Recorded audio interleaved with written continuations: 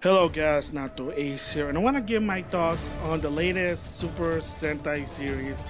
Yes, this will be a three-parter because I want to kind of give my thoughts in detail in each part, so I'm going to split it into three.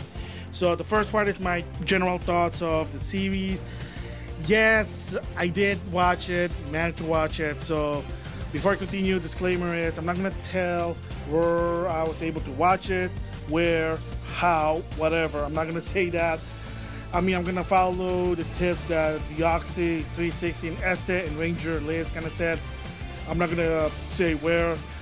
I'm just gonna say that yeah, I managed to watch it, and I'm just gonna leave it to that. So for anyone wanting to know how did you watch it, able, whatever, apologies in advance, but again, gotta protect myself, and I don't want to get busted for it. And I don't want to be helping with quote-unquote piracy. And I'll explain that in a different video by now. So that's part one. Like I said, my general thoughts of the series. Part two is a response to the Oxy 360 on should Hasbro adapt Zenkaiger for the next series? Yes or no? Will they? Who knows? And spoiler is, believe it or not, I kind of agree with the Oxy, and yeah, probably it's not going to be adapted because it's going to be way convoluted, and I'll explain it later. And of course, the third one is kind of like with the disclaimer is the tips of what to do, because yeah, they've been following the Super Sentai community that's worldwide. There have been a lot of cease and desist from Toei telling unofficial group to stop subbing Super Sentai and Kamen Rider. Again, I don't know the whole detail.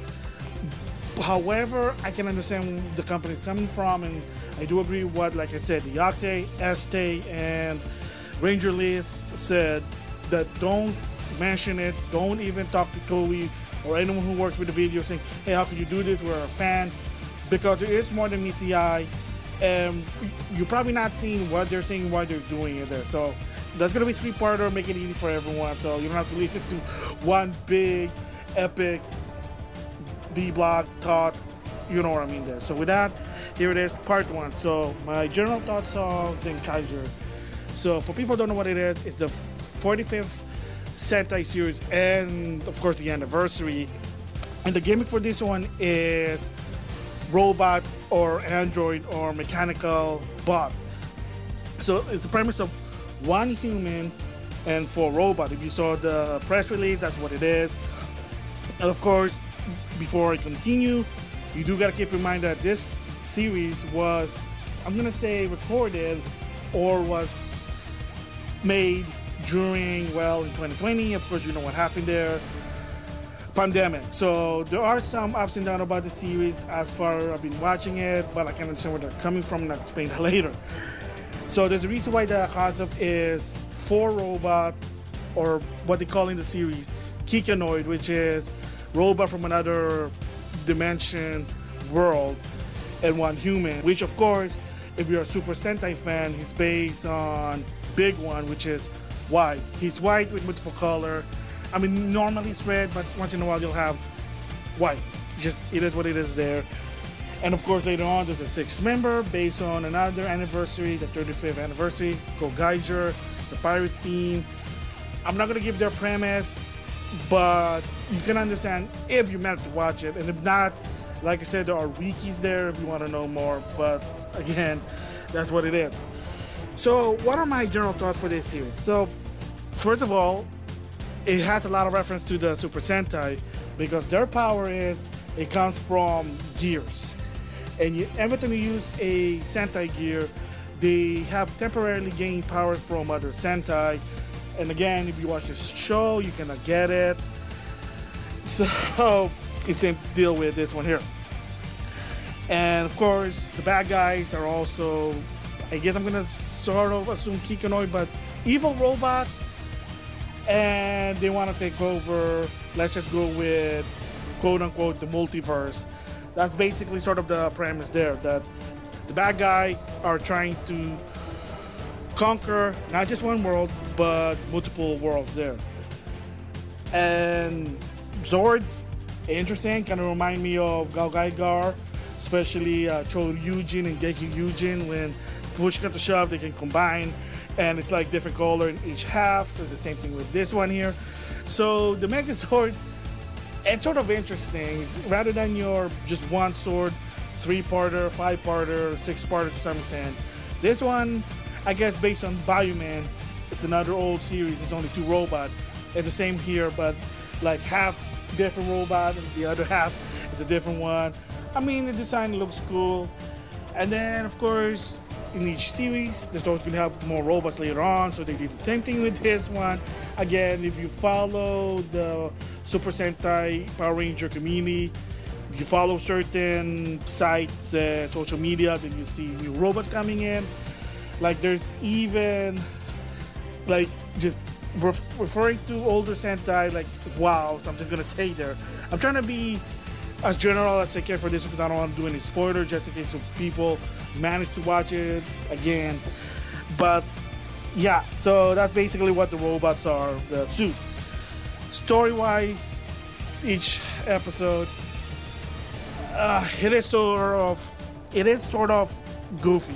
Yes, it's very, very goofy.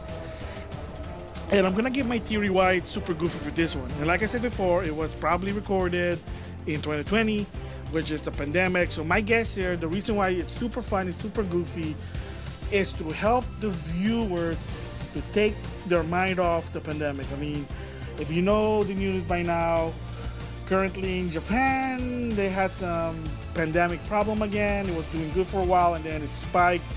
I mean, same here in the West. I mean, it sucks, but again, that's the reason there. And that's why it's super goofy. And of course, not a lot of crowds, social distancing. So that's why there's some episodes they have to use green screen and sometimes it doesn't work. But again, for what it is, hey, you know, I'm not complaining. They did whatever they can. They have a Super Sentai series. They couldn't just say, oh, we'll just wait until 2022, whatever. So you gotta give them props because if you don't know, during the recording for Zyuranger, which is the one that's previous, the 44th Sentai, the actor who played Zyuranger Red unfortunately got positive. So, I mean, from what I understand now, the person's better, so thumbs up for him. But again, like I said, not cool. Daigo, like I said, at one point did get positive, not cool. So there you go.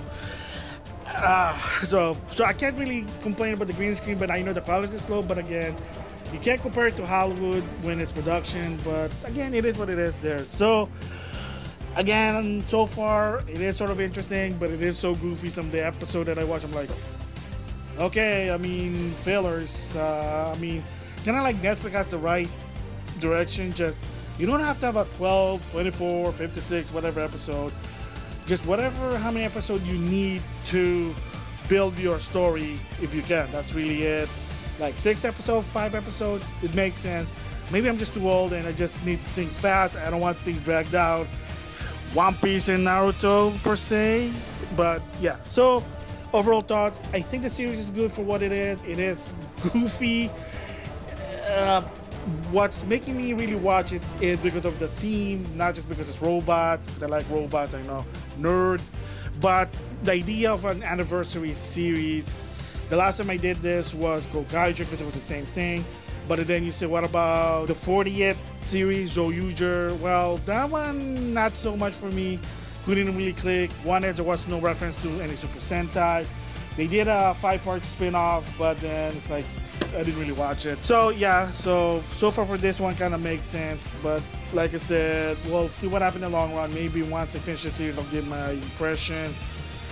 But so far for what it is, I think, again, we gotta understand it's Japanese culture. So everything in the series is meant for the Japanese audience, not worldwide. Like, I may like it, but it's not gonna click in like to the general audience there. So far it's okay for what it is. It's not good as Zekaigers, but it is what it is there. So yeah, that's my quick general thoughts at Zenkaiger. As of right now, I'll probably do a follow-up in the long run there. So the next episode will be my thoughts on should they adapt Zenkaiger respond to the Oxy 360. So with that, I'll see you guys later.